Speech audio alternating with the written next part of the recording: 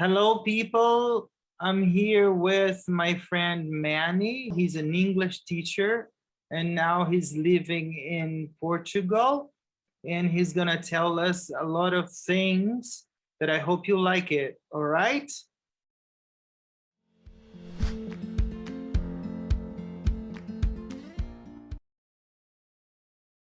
Manny, how are you today? Great, Rod. Thank you. Thanks for having me. How are you doing? I'm doing fine, working on YouTube, working with my students. It's Yes. very nice to have you here. You have some qualities that will be nice to tell everybody. I wish you could tell them about your background, how you decided to become a teacher, what do you do, the countries that you've traveled. Okay. So I was born in Santos. So for those who don't know, it's a seaside town in the state of São Paulo. But I haven't been in Brazil for 8 years now. Okay. So it's been a while. How I decided to become a teacher,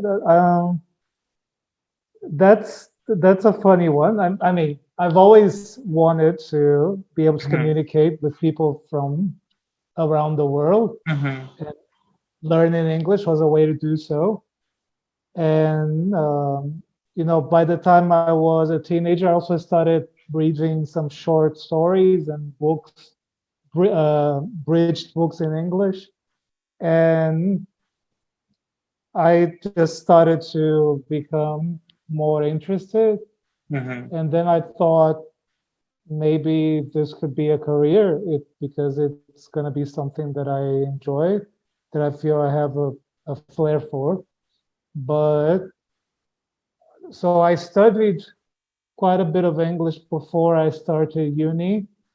However, the bulk of my studies and my background I learned at uni Mhm. because there were especially things such as phonology and all of that. I really, really learned, I think, when I was at uni. So I owe my professors quite a lot in that Mhm. respect. Um, well, I started back in 2009 or so, 2008. Mhm. Um, I moved to São Paulo to study. So I ended up living there for 10 years. Mhm. And and so studying and working, I started like doing some offsite in company teaching. However, it was only, and I also worked as a teacher in a public school for Mhm. a year and a half. Mhm. And then I worked for some academies, for some language institutes in Sao Paulo as well. Mhm. In 2011, I did my CELTA, and then I started applying for jobs abroad. And in January 2013, I moved to Sydney, to Australia. Wow. And I have very fond memories of it. I miss it to bits until this day because it's a wonderful place. Mhm. And if all the Brazilian listeners out there, if you have the dream of, pursuing studies abroad and working abroad, Australia is such a wonderful place to get a head start. So I highly recommend doing that if you have the Mhm. necessary means, if you have the time and the resources to do that in the future. Mhm. And then I had a friend who worked in an academy there, and then she put in a good word for me to her boss, and then I got an interview, and then I got my foot in the door. And then it was such a groundbreaking thing, was really a milestone because it was the first time that I taught Mhm. people from all walks of life, like Vietnamese, Thai, and some Europeans as well, Russians, Colombians. I had some other South American students as well, Chinese, Japanese students. So it's really an eye opener. And if you're a teacher and you also have this dream of working abroad, I recommend that as soon as you have the means to do it, just take the plunge and go for it, because it was really a deal breaker for me. And then after that, uh, I got a working holiday visa to work in New Zealand. Mm-hmm. And then I ended up living 8 months, 9 months in New Zealand as well. Mm-hmm. And yeah, such an amazing country. And yeah, I've got fond memories of it as well. Mm-hmm. And then later on, well, before I went to New Zealand, I was in Brazil briefly. And then I finally got my Portuguese passport because my dad's originally Portuguese. Well, Mm-hmm. his parents, my grandparents were Portuguese, but he was actually born in Brazil. My Yeah. grandma was Mm-hmm. pregnant when she traveled back in the 50s. Mm-hmm. And then my dad was like born and bred in Brazil, but Mm-hmm. he's Portuguese originally. So Mm-hmm. then I finally applied for my passport, and I got that because I wanted to, expand the horizon. So after I left New Zealand, Mm-hmm. I worked in Ireland, in Dublin, for a few months over the summer. And then I found a teaching job in Spain. Mm-hmm. Well, in Spain, in the Basque Country. It's quite different to the rest of Spain, Mm-hmm. but Spain nevertheless. Mm-hmm. And lived there for 2 years. And before I found a job here in Portugal in 2018. Mm-hmm. So, and then I worked and I did this job until last year. Mm-hmm. And I was the senior teacher here at one of the academies in town for Mm-hmm. International House, actually. So that's my background and story in a nutshell, professional history. And what a background. How can you compare Brazilian students with other countries' students of English? Well, that's a difficult one. I Don't worry. mean, in my experience, Brazilian students are very open to trying things. Like, and that's not for English, but for every Mm-hmm. foreign language that we're Mm-hmm. learning. I feel like we Mm-hmm. just give it a go. Even my mom, like, she doesn't know much English, but she studied formally in a school because there was a free course being offered at the same place I was working at, and she Yeah. joined as well. Mm-hmm. And she didn't know a lot, but she would just try. So, and from my experience, I'd say Brazilian students just give a go.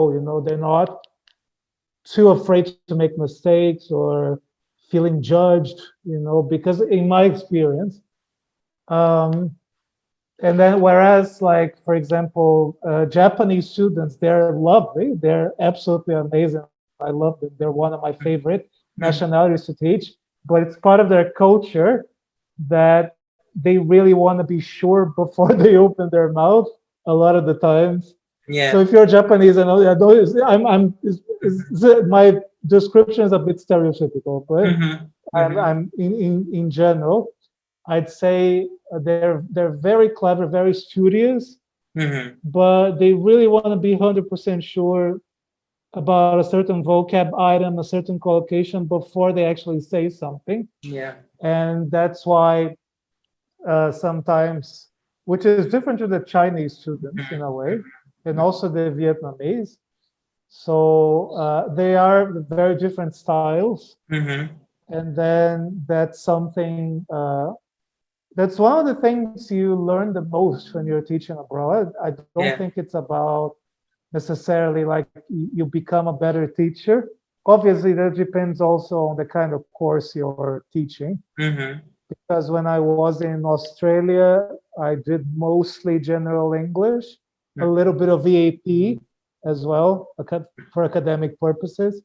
But I'd say it depends on Yeah, as I said, it depends on the kind of course, Mhm. but I think it's really about becoming aware of culturally diverse people and how they react to situations, what are the do's and don'ts in the classroom. Mhm. That's, I think, the best learning experience you can have from teaching Mhm. abroad. Mhm. I think you because obviously like there were a lot of things that I didn't know.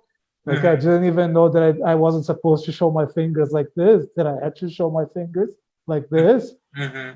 because it might be offensive if you do it like this Yeah. in relation to in Asian cultures. Mhm.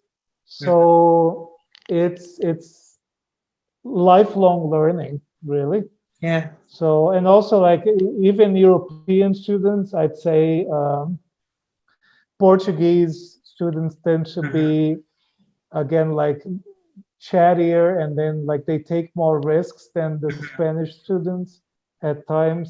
Mhm. And and then obviously that depends on the exposure you Mhm. have to the language.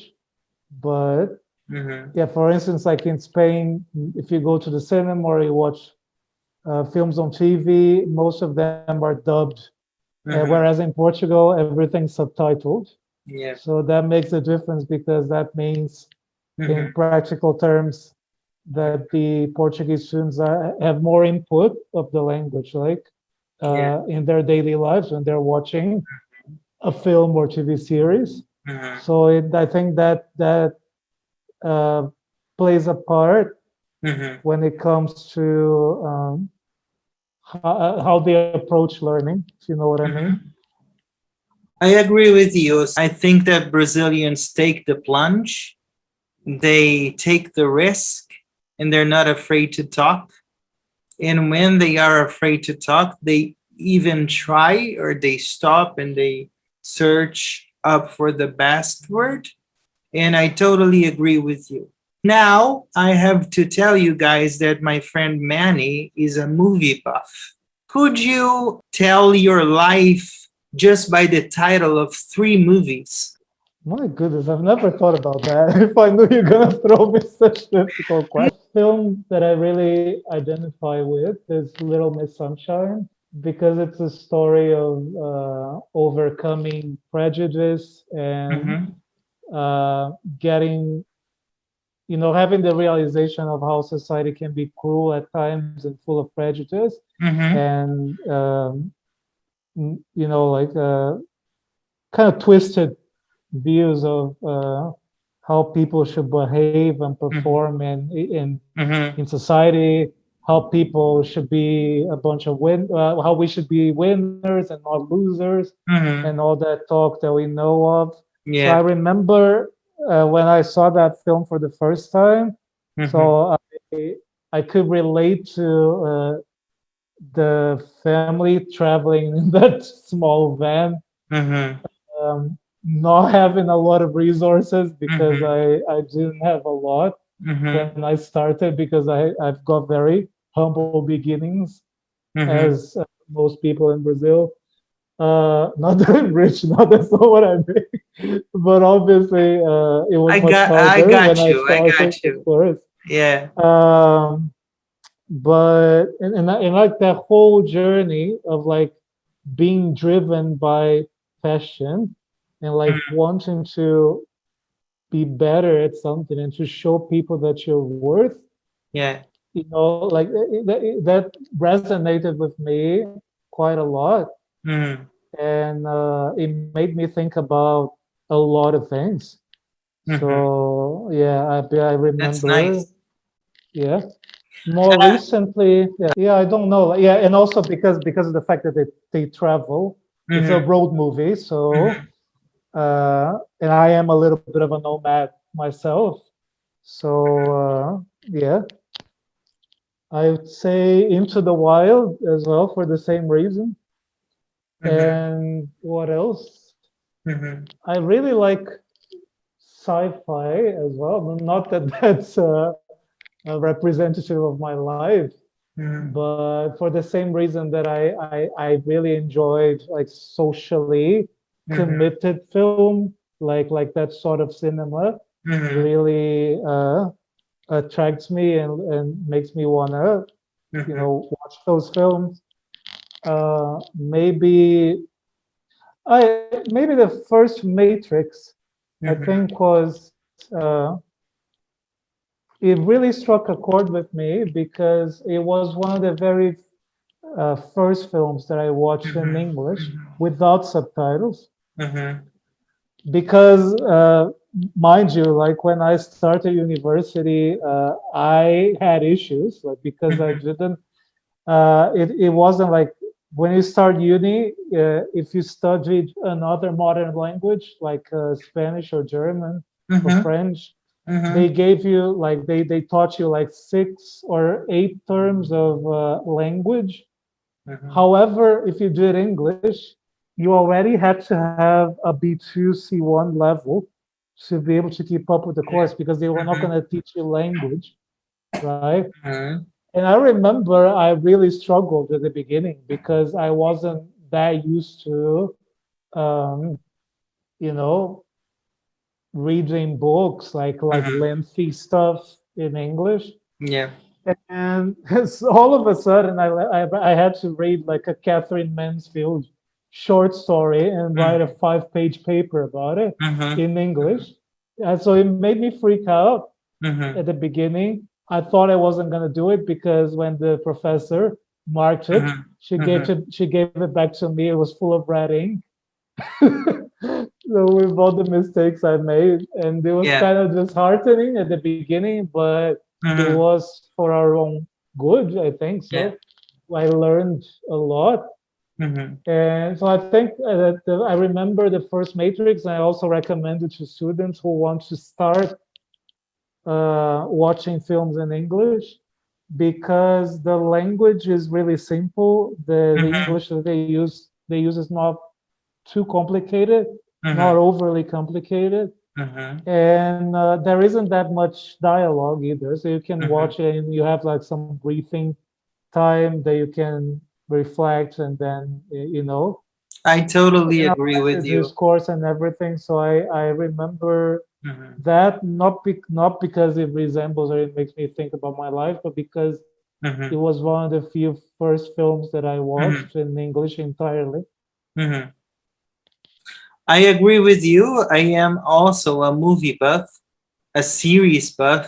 I like everything that makes me think when I have the chance to think out of the box. You spoke about something that I also identify because I was born disabled and I have been prejudiced my whole life as well. And it's been very hard to be here where I am now, an English teacher.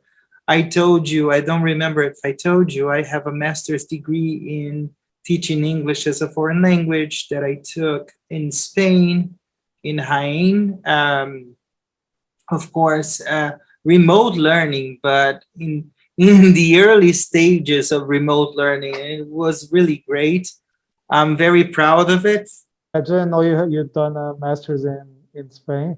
I did. That's I pretty did. awesome. Well I done. did. I did. I have two majors actually. I have a major in marketing communication. In 2009, I started languages and I studied English finally, and then I my advanced studies and master's degree. What is a memorable moment that you have from Brazil? I'd say my graduation for sure, Mm-hmm. because it was a particularly difficult time in my Yeah. life, and I was so Mm-hmm. uh, proud of myself and pleased that I managed to Yeah. graduate and have a Mm-hmm. Mm-hmm. graduation ceremony and a Mm-hmm. party along with my peers, my classmates. That was a really special day. Mm-hmm. Mm-hmm. And travel wise, since we spoke about traveling as well, Yeah, yeah. I think one of my most emotional, one of my most impressive experiences ever in Brazil was when I went up the Christ Redeemer to Yeah. the Christ Redeemer. And I don't know, like it's so hard to describe, and it's not about religion. It Mm-hmm. doesn't have to be, because I've got friends who Mm-hmm. Mm-hmm. don't follow any doctrine or Yeah. religion, Yeah. who also felt the same way I did. Yeah. There's just something special about that site, and so that makes you feel at peace, and it makes you feel special. It makes you feel, I don't know, energized, Yeah. and I don't know. It's hard to describe, No. but like Sure. once you get there, like if you are Brazilian, you're watching this, and you haven't Mm-hmm. been to Rio, Mm-hmm. again, if I were you, I'd go as soon as the pandemic eases. Not now, don't go now. But um, yeah, I think everyone's a place everyone should visit, because it Mm-hmm. really is wonderful, Mm-hmm. and the Mm-hmm. whole view from the Sugarloaf Mountain, as well, of the whole Guanabara Bay, Yeah. and it's outstanding. Yeah, I don't know. It's just it's you feel something different once you're there. I don't Mm-hmm. know. Have you been? Yes. Yes. Yes. I've been to Rio many times because I worked for an NGO for 3.5 years as a chairman for them with exchange students. Okay. And then I had to go to Rio twice a year. So there I had the chance to go to many places. I think you haven't been yet to the Tomorrow Museum, which No, is not yet. wonderful No. as well. So when you come to Brazil again, you go straight to Tomorrow Museum, which is in Portuguese Museu do Amanhã. It's a very beautiful place. When I travel, of course, my wife is always with me, but everything that you said here strikes me a chord as well. While we were studying and learning and overcoming, of course, in different paths, but I know how hard it is. What would you tell my audience to motivate them to keep studying English and never give up? Find something that motivates you. Mm-hmm. Like either if you are if you have self motivation, and you just have this drive Mm-hmm. for learning Mm-hmm. and getting to know more about Mm-hmm. different cultures and different countries, and you think language is a way Mm-hmm. to enable you to do so, Mm-hmm. um, make that your goal, and be consistent, you Mm-hmm. know, because unfortunately, like we see in the media, a lot of people saying, oh, you can learn English in 3 months, in 2 months, or something. All this debate about, oh, the intermediate plateau, Yeah. or the Yeah. C1 plateau, Yeah. or how long it takes to learn the language talk. Yeah.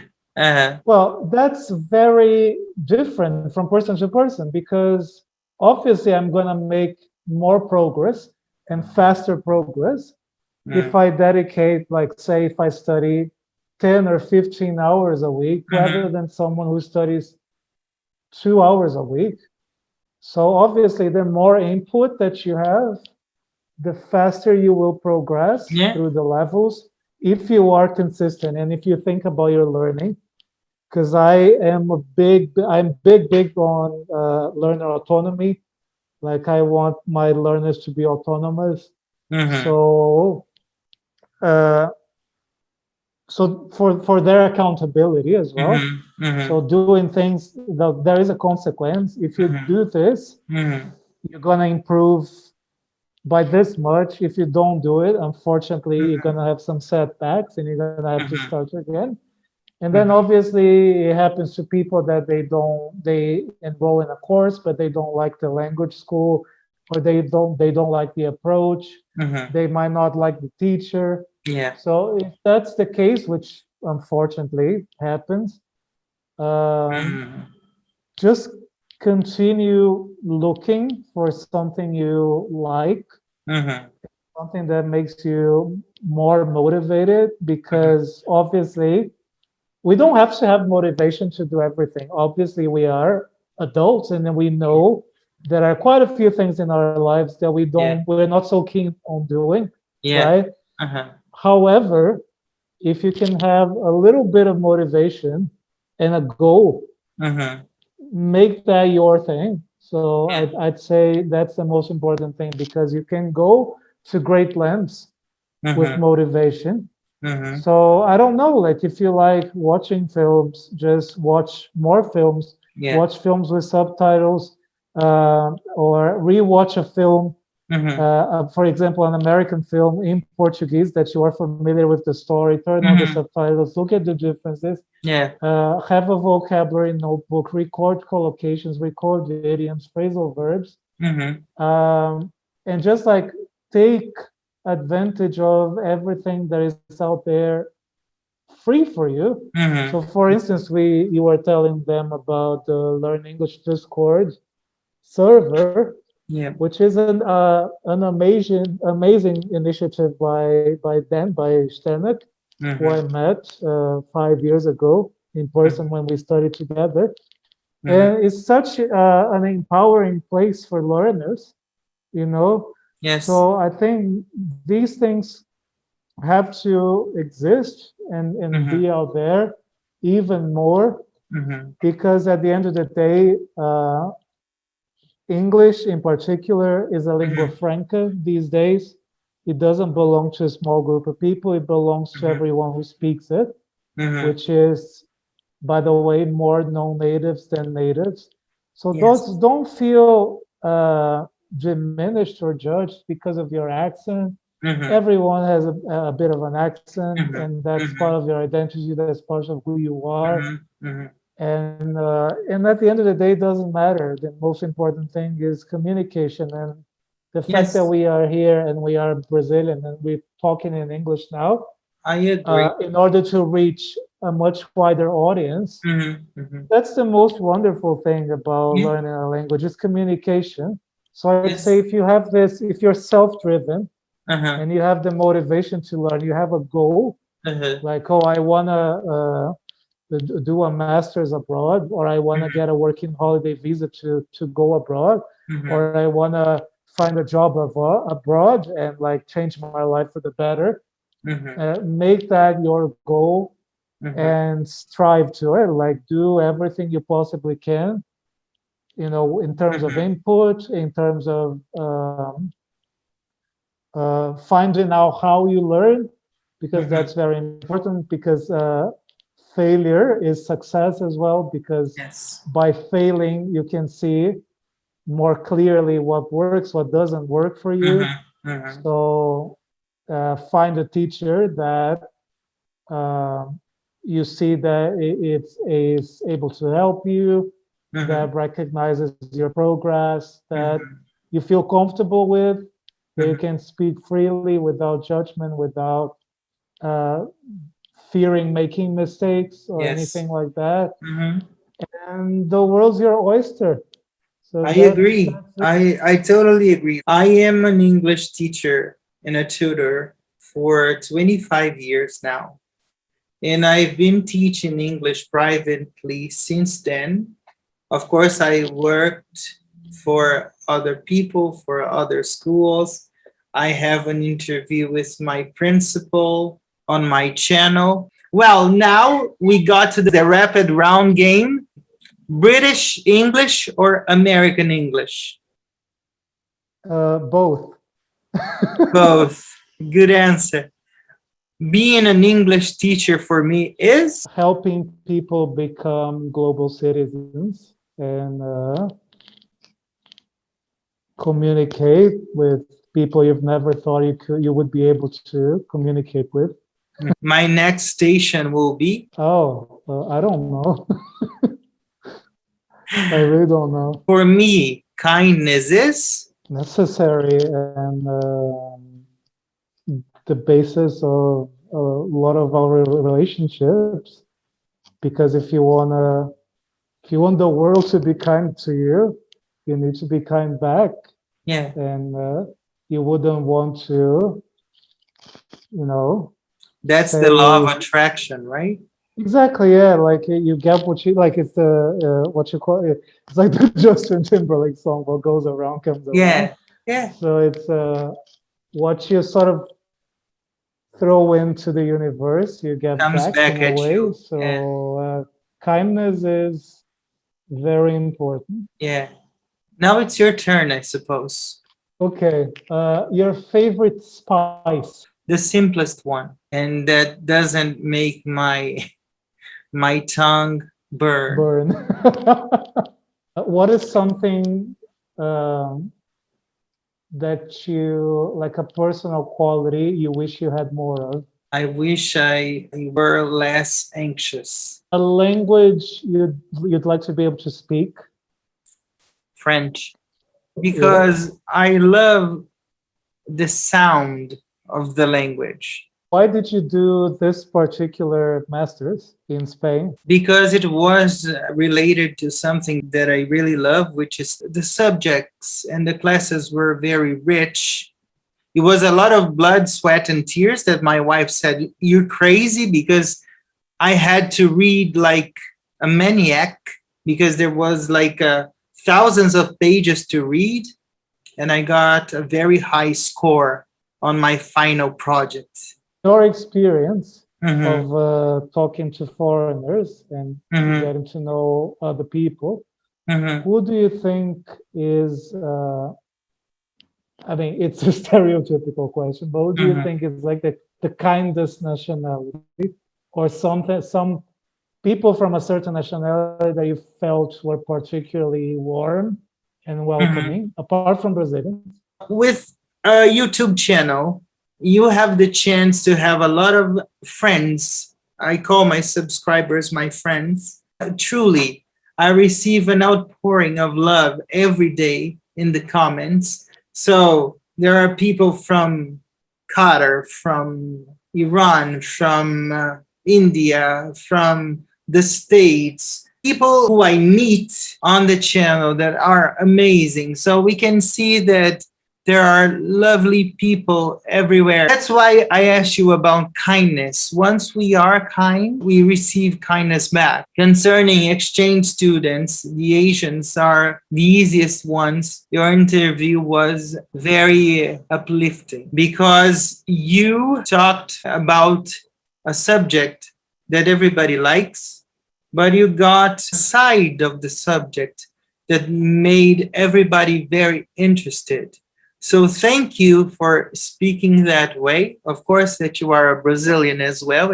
So we have the Brazilian blood in our veins. It was really nice to meet you. It was a great pleasure. And just keep doing your awesome job. Keep being a move buff and inspiring people. And thank you Thank you. for taking your time to be here with me. So just like Broad has his event on Sundays on the Learn English Online server, I also have an event every fortnight, Yeah, Monday yeah, at 9 p.m. hmm CET. That's hmm 8 p.m. in Portugal, yeah. 4 4 p.m. p.m. in in São Brazil. Paulo. Yeah. Yeah, And we get together, a yeah, bunch of film buffs, a bunch of people who yeah, enjoy yeah, speaking English and talking yeah, about film. yeah. We watch the film in advance. That's why it's every fortnight and not every hmm week, so that people hmm have some time to do that. Just join the Learn English Online server, Yeah. and then you'll find all the details on events, the events tab. hmm So you can sign up and join, and then watch the film. If you can't make it this time, you can be there for the next one. hmm And it's just a really pleasant moment. Yeah. Like the people that have been turning up are very knowledgeable. I am hmm just a bit of a moderator. Like I hmm just sort of Yeah. throw in questions and Yeah. help keep the conversation going. But Yeah. it's a very nice atmosphere, and it's Yeah. free. It's free hmm practice. So hmm I highly encourage everyone, if you hmm like talking about film and watching films, Yeah. it's a safe space for hmm everyone to do that. hmm So it's every other Monday at 9 p.m. CET, 4 p.m. Brazil. hmm And yeah, thanks for having me. I was Thank delighted you. to be here speaking to you, and Yeah. sign up to his channel if you haven't done so. Yeah, please, Yes, please please, do it. Like and subscribe. Yeah. please. Thank you. Thank you, people. I hope you liked as much as I did. This was Manny. In Portuguese, his name is Manuel, but we call him Manny. All right. And see you next week. Bye-bye. Thank you. Bye. Thank you.